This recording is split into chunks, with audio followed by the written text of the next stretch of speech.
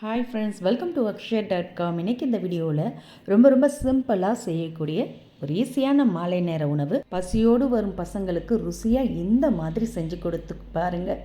2 extra கேட்டு வாங்கி சாப்பிடுவாங்க. எப்பயுமே நம்ம அரிசியை ஊற வச்சு அரைச்சி தான் கலத்தப்பம் செய்வோம். ஆனால் வீட்டில் இருக்கக்கூடிய ரவையை வச்சு பஞ்சு மாதிரி சாஃப்டான டேஸ்டியான இந்த கலத்தப்பம் ரெசிப்பியை ஒரு தடவை செஞ்சு கொடுத்து பாருங்கள். இனி அடிக்கடி செய்ய சொல்லி கேட்பாங்க. அம்புட்டு ருசியாக இருக்கும். வாங்க நிமிஷத்துலேயே செஞ்சு கொடுத்துடலாம். அதிக நேரம் எடுக்காது.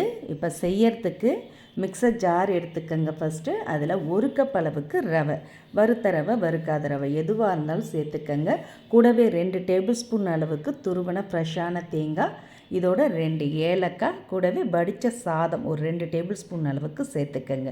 சேர்த்துட்டு இதோட ரவை எடுத்தோம்ல அதே கப்பில் 1/4 கப் அளவுக்கு பச்சரிசி மாவு, கொஞ்சமாக உப்பு சேர்த்துக்கங்க. கூடவே 1 கப் அளவுக்கு தண்ணீர் ஊற்றிக்கங்க. 1/2 டீஸ்பூன் ஜீரகம் சேர்த்து எந்த அளவுக்கு மைய அரைக்க முடியுமோ அந்த அளவுக்கு நல்ல மைய அரைச்சி எடுத்துகிட்டு வந்து மிக்சிங் பவுலுக்கு மாற்றிக்கங்க. கொஞ்சமாக மிக்சர் ஜாரில் தண்ணீர் விட்டு அலசி ஊற்றிக்கங்க.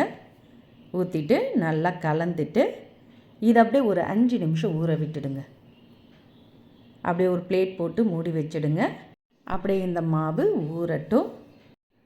கொஞ்சம் திக்காக இருக்குது பாருங்கள்.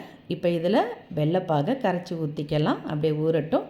இப்போ வாணலில் 1 டீஸ்பூன் அளவுக்கு நெய் ஊற்றிக்கங்க. நெய் சூடானதும் இதில் பொடியாக கட் பண்ண தேங்காய் ஒரு 2 டேபிள் ஸ்பூன் அளவுக்கு சேர்த்து பொன்னிறமாக வறுத்துக்கங்க.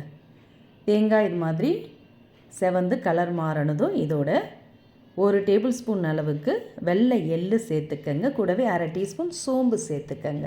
ஃப்ளேவர் நல்லாயிருக்கும். சேர்த்து அந்த சூட்லேயே கலந்துட்டு அடுப்பை ஆஃப் பண்ணி இதை அப்படியே ஒரு பவுலில் மாற்றி எடுத்து வச்சுக்கோங்க. பிறகு சேர்த்துக்கலாம். இப்போ இன்னொரு சாஸ் பேனை சூடு பண்ணியிருக்கேன். அதில் 3/4 கப் அளவுக்கு பொடித்த வெல்லம், 1 கப் ரவை எடுத்தோம் அதே கப்பில் 3/4 கப் பொடித்த வெல்லம், 2 டீஸ்பூன் அளவுக்கு மட்டும் தண்ணீர் சேர்த்து நல்லா கலந்துடுங்க. வெல்லம் கரைஞ்சி கொதி வந்தால் போதும். பாகுப்பதெல்லாம் தேவையில்லை. இப்போ வெல்லம் நல்லா கரைஞ்சி கொதி வந்திருக்கு. இப்போ அடுப்பு ஆஃப் பண்ணிவிட்டு இதை அப்படியே சூட்டோடு எடுத்து கலந்து வச்ச மாவில் ஊற்றிக்கங்க. அப்போ தான் நல்லாயிருக்கும். இது மாதிரி ஃபில்ட்ரு பண்ணி ஊற்றிக்கங்க. வெள்ளைக்கரைசல் எல்லாத்தையுமே சேர்த்துட்டு இதில் ஒரு சிட்டிகை அளவு சமையல் சோடா உப்பு சேர்த்துக்கங்க. ஆப்பச்சோடா தான் சேர்த்துருக்கேன். சேர்த்து நல்ல மாவு கலந்துக்கங்க. மாவு இது மாதிரி தண்ணியாக தான் இருக்கணும், ரொம்ப திக்காக இருக்கக்கூடாது. இப்போ இது கூடவே நம்ம நெய்யில் வறுத்த தேங்காய் எள்ளு எல்லாத்தையுமே பாதி அளவுக்கு சேர்த்துக்கங்க.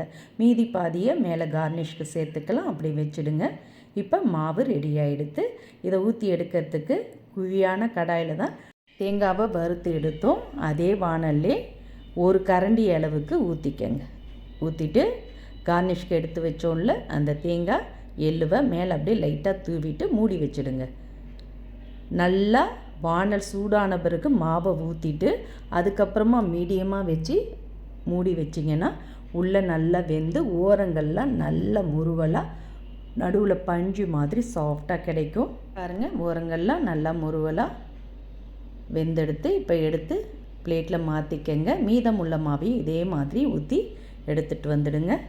சுட சுட சாப்பிட அம்புட்டு ருசியாக இருக்குங்க.